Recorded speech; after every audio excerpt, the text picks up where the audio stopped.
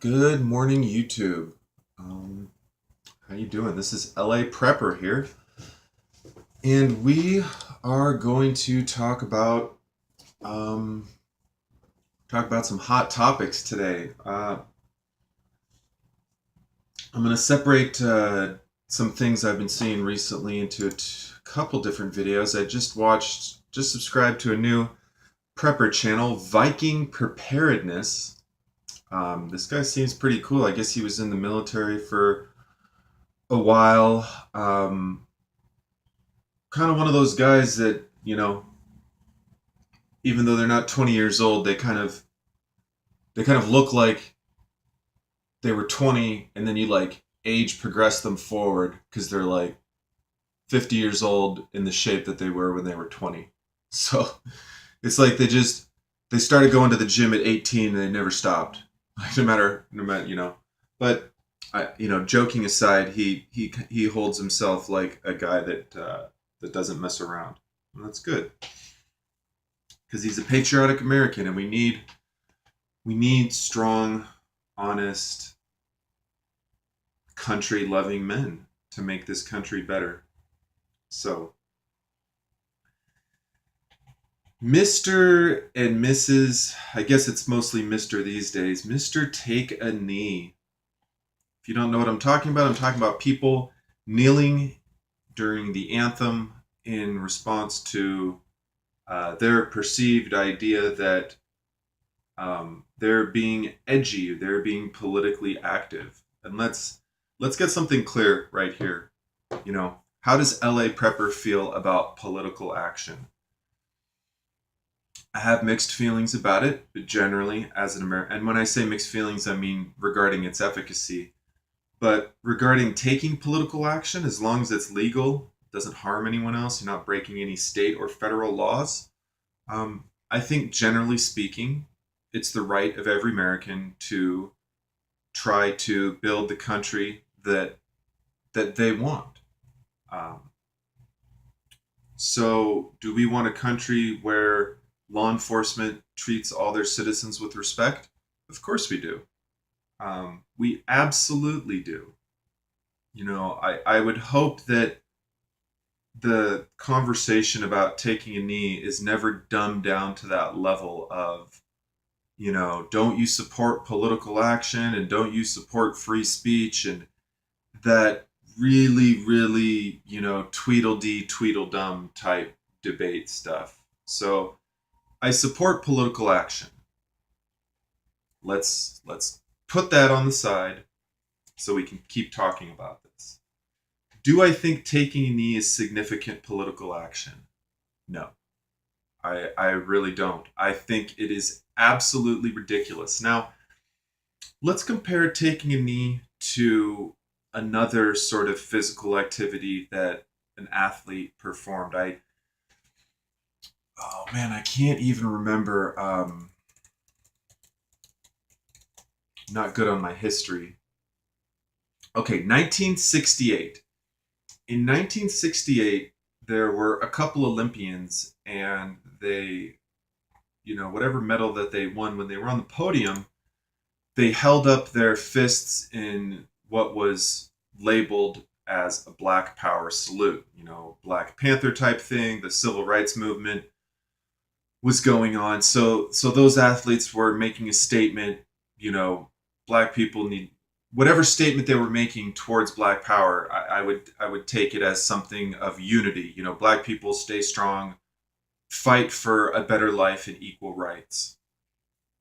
Now, even though I don't necessarily agree with some of the methods that different Black Power groups used, Black Panthers being the most prolific organized group, and I'm not up on my history of the time, but obviously the civil rights movement was a very important movement because there was still a lot of division in our country at that time. There still is some division regarding race, but um, I think with each generation, it for the most part it gets better with each generation. So I think that because the 1968 incident was during a really tumultuous time in our, it's hard to kind of develop this argument, but I think there was a lot more legitimate act during that time. Um, them, and this is the thing, when they held their fists up like that, that was indicative of something going on, of the Black Panther movement, of the civil rights movement, of the Black Power movement, of the equal rights movement. It symbolized people that were protesting, people that were being oppressed, people that all it symbolized a lot of things that were actually going on. That's a little bit different than taking a knee. Taking a knee symbolizes taking a knee. That's what you have to understand. It exists for the purpose of its own existence. It doesn't symbolize some big mass movement that these players are part of in regards to whether it's it's like people accuse the Occupy movement of, like, what is your message? Is it that cops shouldn't beat up citizens? Okay, yeah, that's a good message. Is it that black people don't have equal rights in this country, or is it that you don't support the way the country is moving? Like, what are you taking a knee against? Are you just anti-America? And I know, I don't think that they are. It would be very surprising, especially for someone that plays a game and gets paid to play a game for people that have nothing better to do than watch other people play games. But don't hate me. I don't like football, and I definitely have. This is making me even less of a fan than I was before. So, if all you're going to do is take a knee, and if you choose to take a knee specifically during something that's supposed to be like this YouTuber said, something that brings us together, something that unites us. I think you're choosing just to be divisive for the sake of being divisive. You know, um, I just think it's so. I think it's silly. I honestly, that's the best word I could use to describe it, is silly. I could say it's stupid and disrespectful and all these other things, but I just think it's silly. It's completely just, it's a farce. It's a joke. Taking political action is not a joke.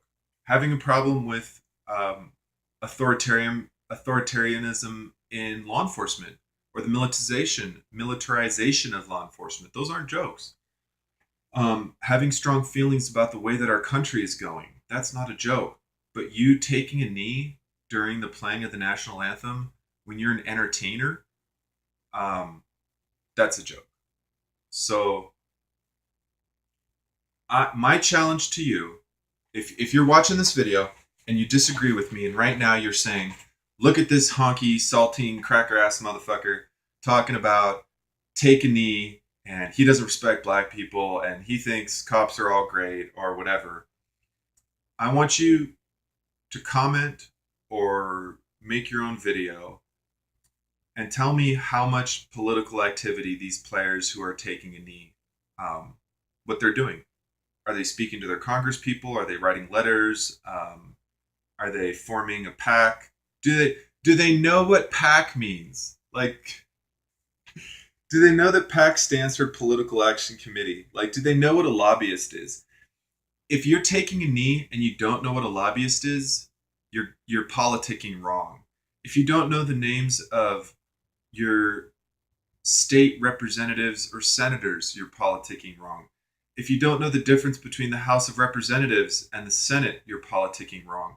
If you can't name the difference between the executive, the judicial, and the legislative branch, and the purpose of each branch, you're politicking wrong.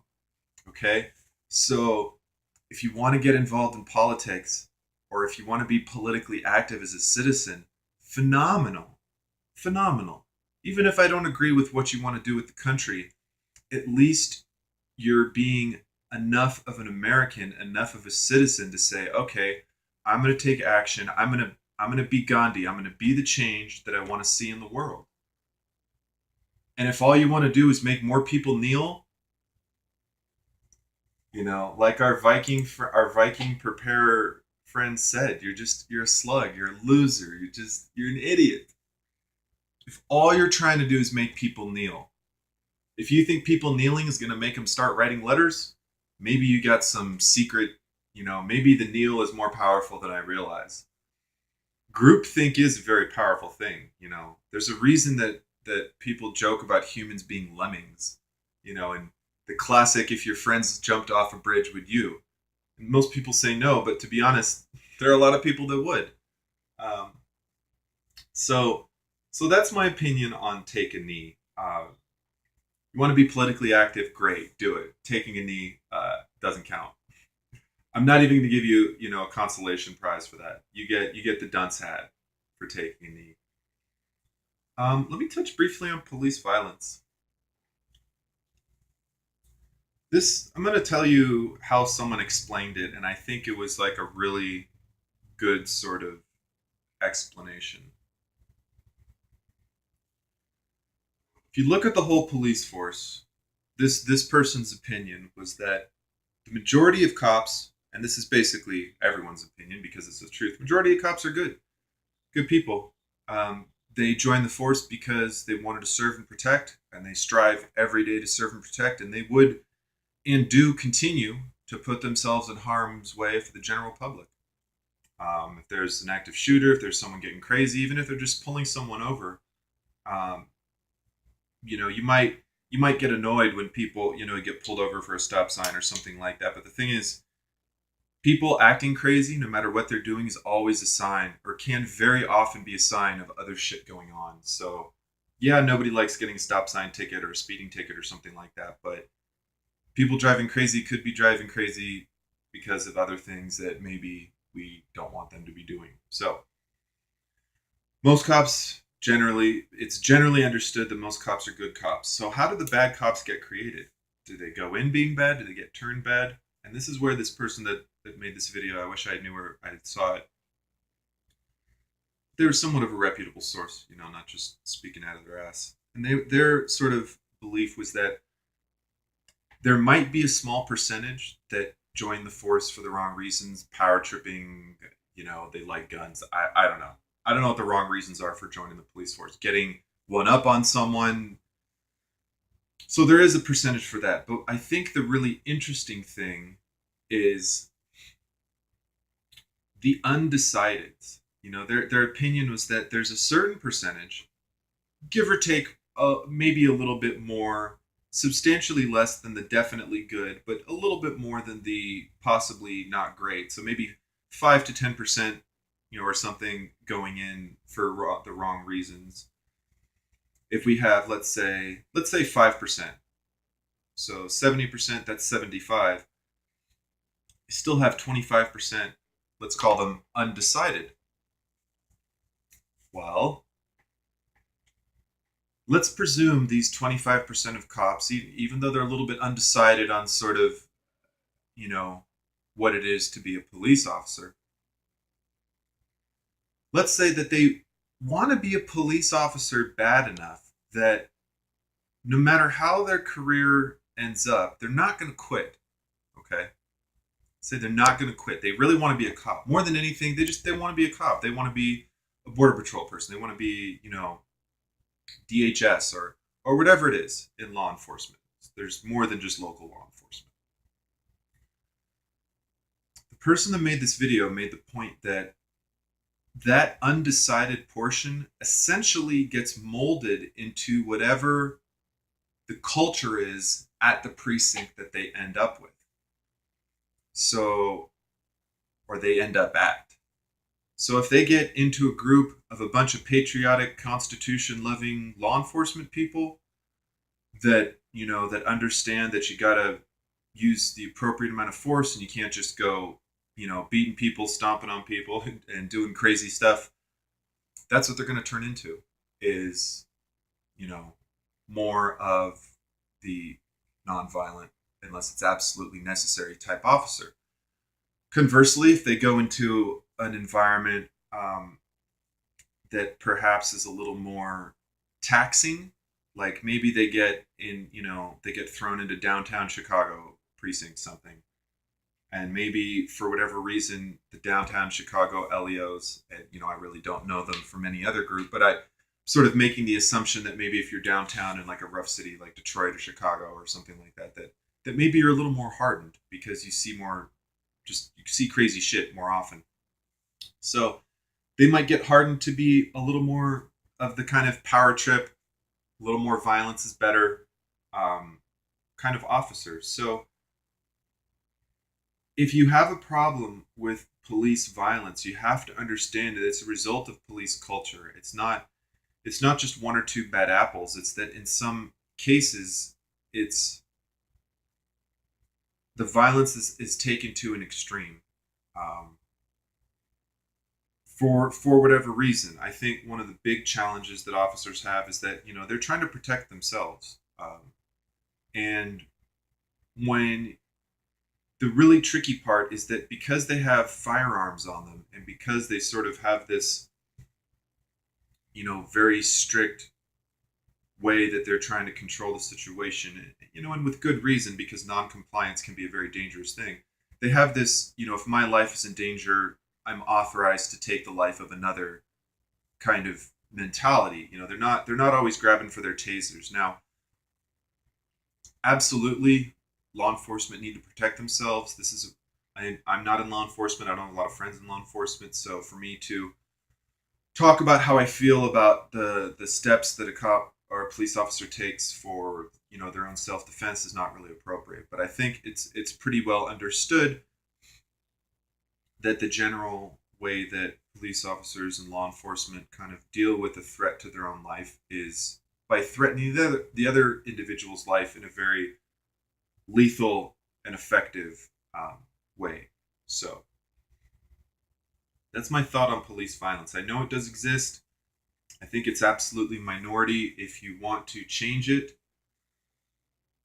um, and hold more police accountable, that's fine. Take that on a case by case basis. But given that I believe the majority of police are honest, good, decent people, to just say I'm anti-police or I'm anti-police violence, you know, I I don't see how you can protest something on such a large scale and just hope that the bad cops are like. Do you hope that the bad cops turn into good cops, or like how how do you change someone like that?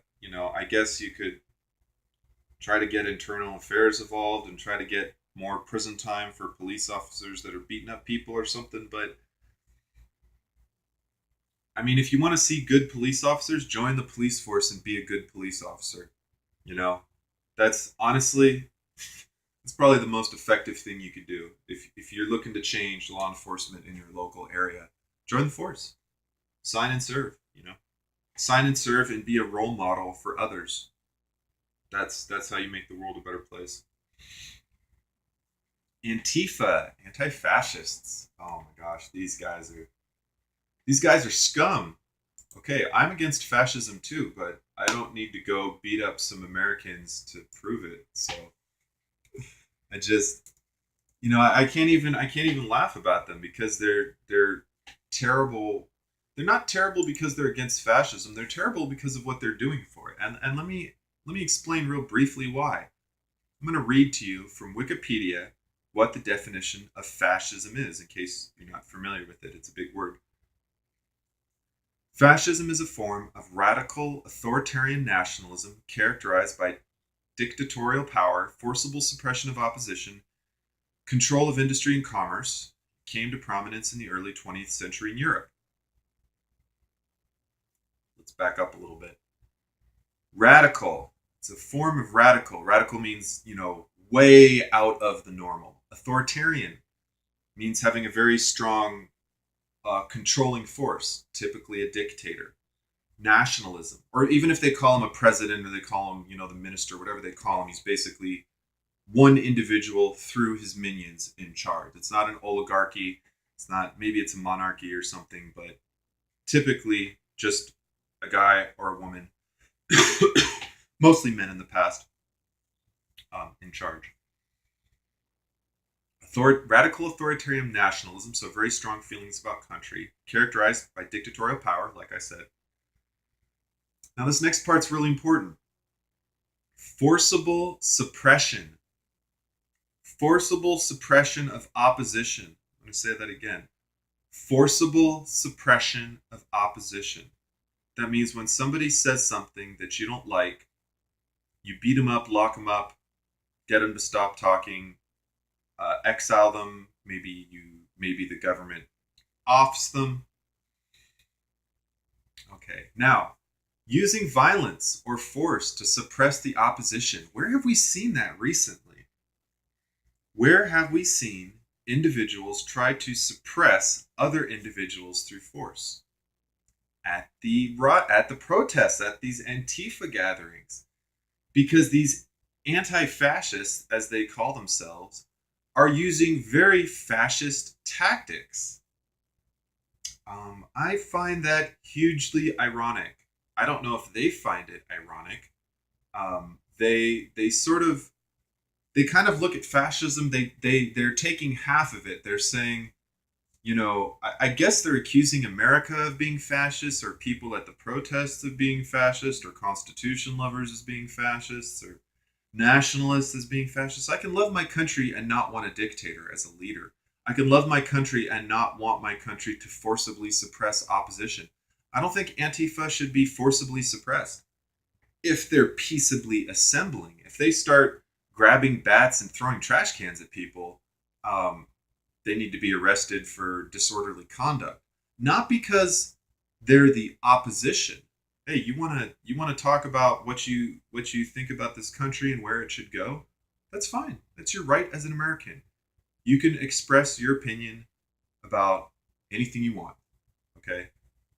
I'm not even including hate speech. I'm just gonna forget that and say, even if you want to be hateful, even if you want to, be seditious, and that is a federal crime. I can't really say I support sedition, but I essentially support free speech, no matter, even if you say, I wish America was a fascist country, I wish America was a monarchy, or whatnot. Or I wish we would all dissolve and America would be gone and it would just be 50 countries. Okay, whatever seditious thoughts you want to think, fine.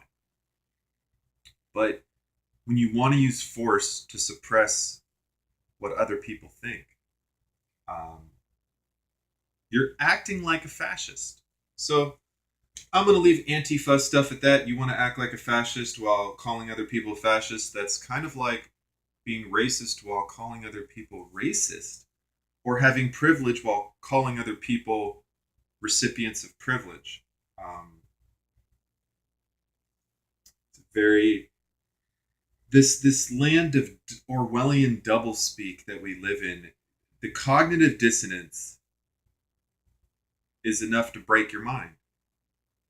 Our mind is trying to understand the world in a logical and sensible way, and people are saying, you know, I love orange and I hate orange, or I love orange and you love orange, but I hate you because you love orange, or you don't love orange and I love orange, and therefore I'm gonna make sure that you never tell anyone about how much you love orange, or I just irony, cognitive dissonance, crazy, crazy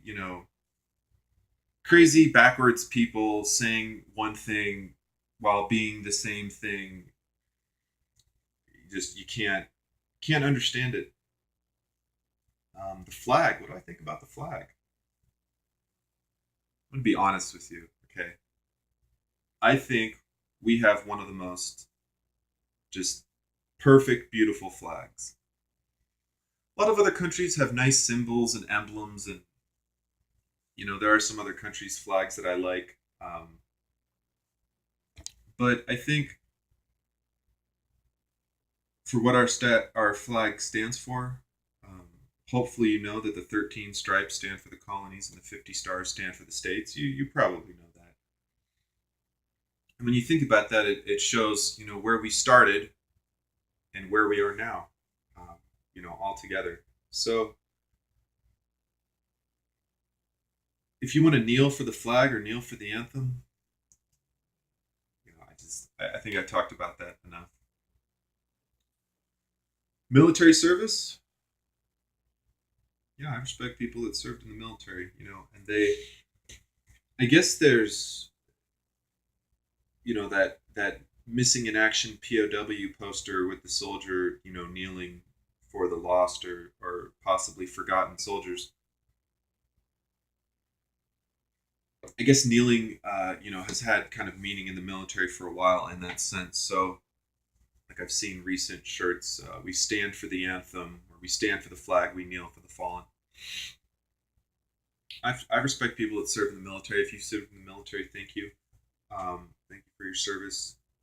I was close a few times. I almost signed and served a few times, but not my future at the moment. I'm not necessarily opposed to it. It would be a little funny me trying to join the military, especially having a degree at 35 or whatnot.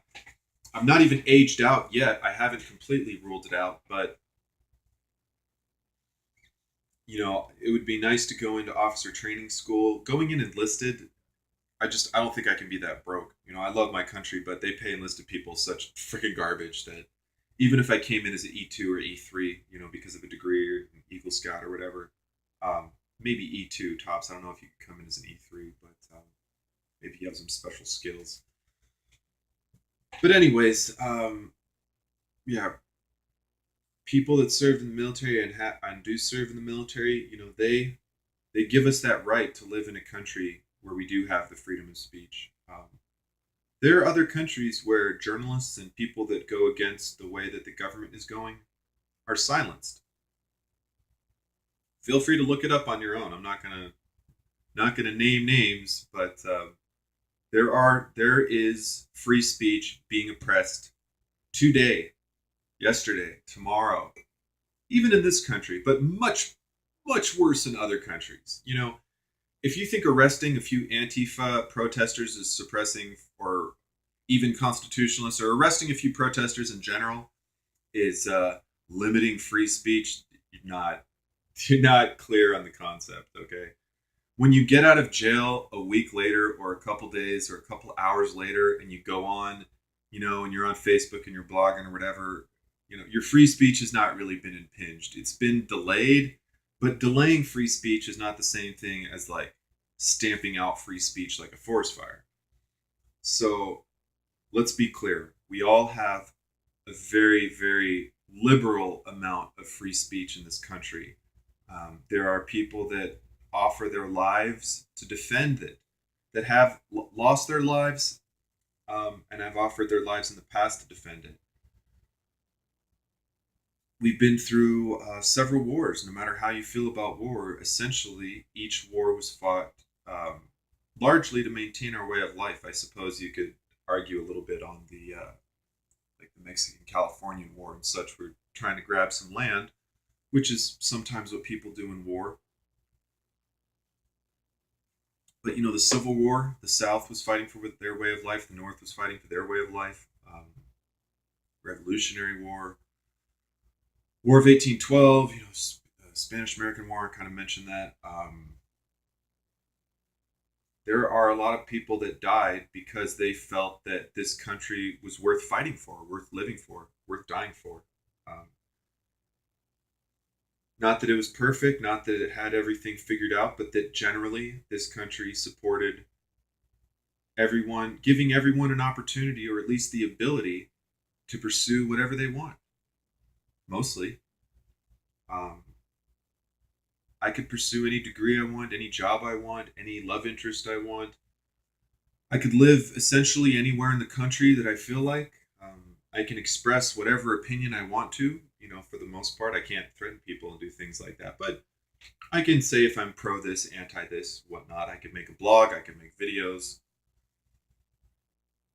Um, Even things like owning firearms, background checks aside, state laws aside, and I'm in California, so I have some very amusing state laws that just make the rifles and pistols just it's sad. It saddens me. I'm not even a gun nut. Like I have one rifle. Okay. I'm 35 years old. I have one rifle. How much of a gun nut could I possibly be? Um, but the state hates guns, and it's very unfortunate. But I'm getting off topic, and this video is getting a little bit too long. But we live in an amazing country. We really do. I hope, and I'm pretty sure if you're watching this video, I hope you're trying to make the country a better place. Even if all you're doing is trying to make yourself a better person, that still counts. You don't have to be making YouTube videos or blogging or going to meetups or trying to teach people, how to say, do first aid. You don't, even if all you're doing in this country is just trying to be a better person, that still counts. Because the better person that you are, the better you'll be to other people, the better they'll be to other people. The way that we treat each other it's like a very ripple effect. It's a drop in the pond, but that ripple goes out and it interferes with everything else around it. And it changes everything else around it.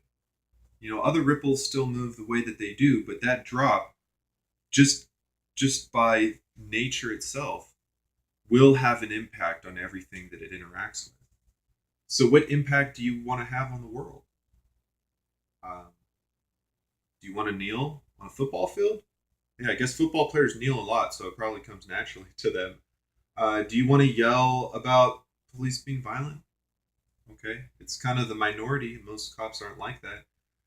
Do you want to use force to suppress opposing views? Call yourself an anti-fascist when you're a fascist? Okay. If you start using violence and start violating other people's civil rights, you're probably going to have some trouble with the LEOs after that. Do you want to disrespect the flag? Well, I suppose that's your constitutional right, but I'm not going to have a lot of respect for you if you do. Do you want to kneel for the anthem? Not put your hand over your heart, not take your hat off? Okay, I don't have much respect for you, but I'm going to respect your right to do that as an American. I'm just not going to respect your character. Military service. If you're going to disrespect the country and the flag and the anthem and the ideals that hundreds of thousands, I don't know if we're in the millions yet, our country, but we're several hundreds of thousands in, including all the wars, lives lost to preserve our way of life. So if you want to take a knee and ignore people who have actually made sacrifices because you're butthurt over one or two things, I'm going to respect your right to do that as American, but I don't respect your character. So, in conclusion, and this has been a little bit of a long video, but I feel very strongly about this. If you want to be a slug or a loser or anti-American or act like a fascist, I'm going to support your right to do that, but I'm not going to spend time with you. I'm not going to communicate with you. I'm not going to help you. I mean, unless you're physically injured, I would help you. Even if an Antifa guy, has some gash in his arm, whatever, I'm not going to say, I refuse to give you first aid because you're an fascist pig. I'm a human being. They're human beings too. They are just a little misguided, but perhaps we can get them back on the right track. And if not, I hope their arrest record doesn't make finding a job difficult in the future, because it can have a tendency to do that. So that's my advice to you fascists. Try not to get arrested. When the Fed passes, you're going to need to hold a full-time job. And if you tell people you got arrested for being an Antifa protester, which I wouldn't recommend if you're trying to get a job, not going to have a lot of respect for you, probably. So, love your country. Love your fellow Americans. Try to be a better person. Respect our way of life, and respect the fact that many, many people have sacrificed and still do sacrifice and put themselves on the line on a daily basis to keep our way of life. We have a very good way of life. So that's all I'm going to say about that for now. I'll make some more videos since kind of stuff that I'm interested in. Thanks for watching. Like, comment, subscribe, and I'll see you next time.